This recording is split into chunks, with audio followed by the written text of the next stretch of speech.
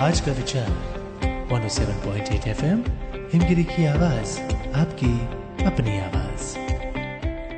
107.8 FM Himgiri की आवाज, आपकी अपनी आवाज पर आज का विचार, लालच बुरी बला है। किसी नगर में हरिदत्त नाम का एक ब्राह्मण निवास करता था। उसकी खेती साधारण थी, अतः अधिकांश समय वह खाली ही रहता था।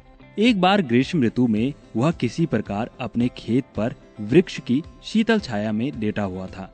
सोए सोए उसने अपने समीप ही सर्प का बिल देखा। उस पर सर्प फन फैलाए बैठा था।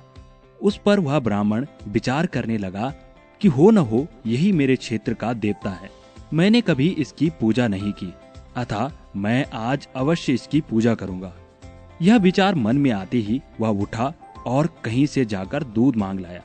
उसे उसने मिट्टी के बर्तन में रखा और बिल के समीप जाकर बोला, हे क्षेत्रपाल, आज तक मुझे आपके विषय में मालूम नहीं था, इसलिए मैं किसी प्रकार की पूजा अर्चना नहीं कर पाया।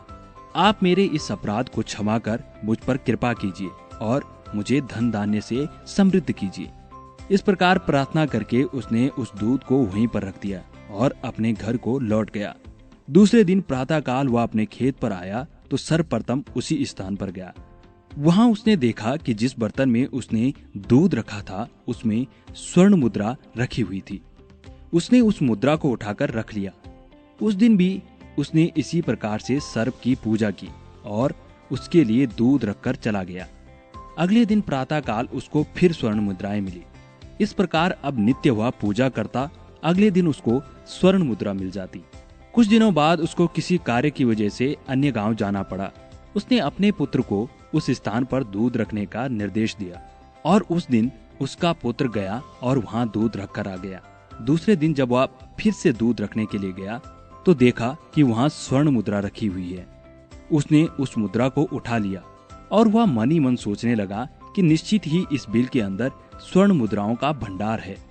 मन में यह विचार आते ही उसने निश्चय किया कि बिल को खोदकर सारी मुद्राएं ले ली जाएं। सर्प का भय था, किंतु जब दूध पीने के लिए सर्प बाहर निकला तो उसने उसके सिर पर लाठी से प्रहार किया। इससे सर्प तो मरा नहीं, इस प्रकार से क्रुद्ध होकर उसने ब्राह्मण पुत्र को अपने विष भरे दांतों से काट लिया। उसकी तत्काल मृत्यु हो गई। इसीलिए कहते हैं, लालच बुरी बला है। सुनते रहिए हिमगिरी की आवाज, आपकी अपनी आवाज।